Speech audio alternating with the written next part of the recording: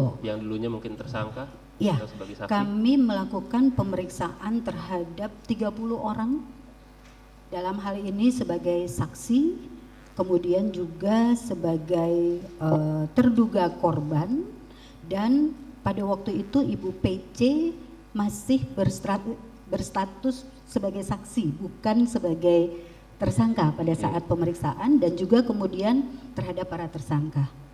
Total itu sekitar 30 orang. Nah, berapa lama total pemeriksaan itu?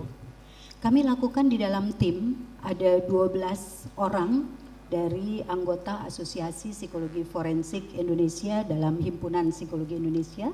12 orang itu bekerja, kami berbagi tugas masing-masing, kemudian melakukan pemeriksaan mulai dari tanggal 16 Agustus hingga awal September, akhir Agustus. 16 Agustus? Iya. Bukan 25 Juli dalam BAP yang saya terima? Betul, Ini awal ya, pertama kali itu Juli. Betul, Juli. Bapak. Sampai ya. dengan? 28 Juli hingga, sebentar supaya lebih persis saya melihat pada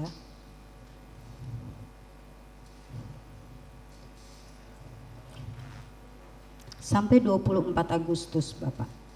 Sampai 24 Agustus, oke. Ya. Fokus pemeriksaan itu apa yang memang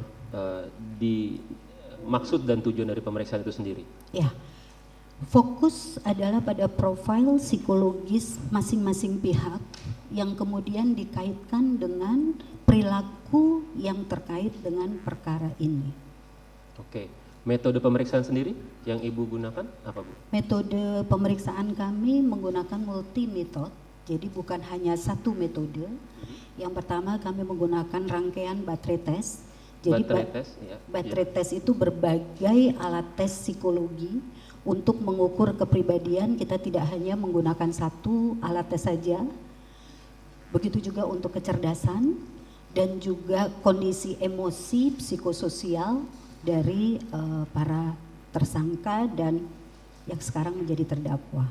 Untuk korban sendiri dalam artian kasus ini kan pembunuhan atau pembunuhan berencana. Korban dalam hari ini Joshua. Bagaimana cara menilainya? Untuk korban Joshua, kami menggunakan metode yang lazim digunakan di dalam psikologi, itu metode retrospektif.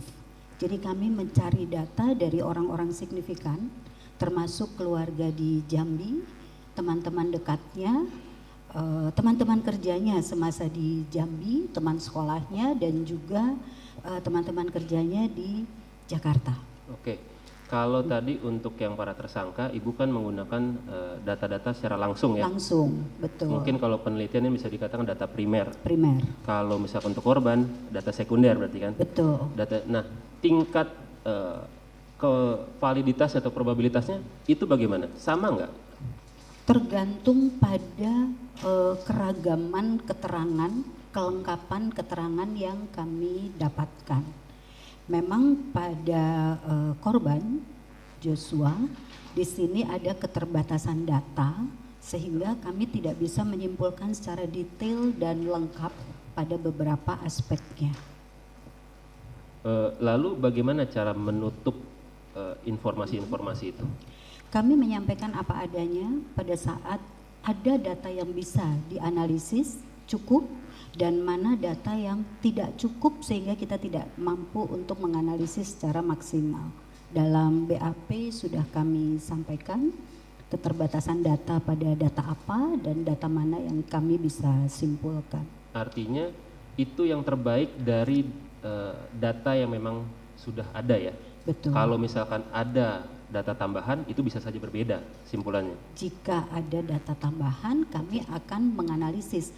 Di sini kami menyatakan bahwa ada keterbatasan data sehingga tidak bisa dianalisis secara maksimal, tetapi ada beberapa data yang memang banyak keterkaitan di dalam sirkumstansial peristiwa ini, timeline dari peristiwa ini, dan itu cukup, ada yang bisa kami masukkan sebagai analisis.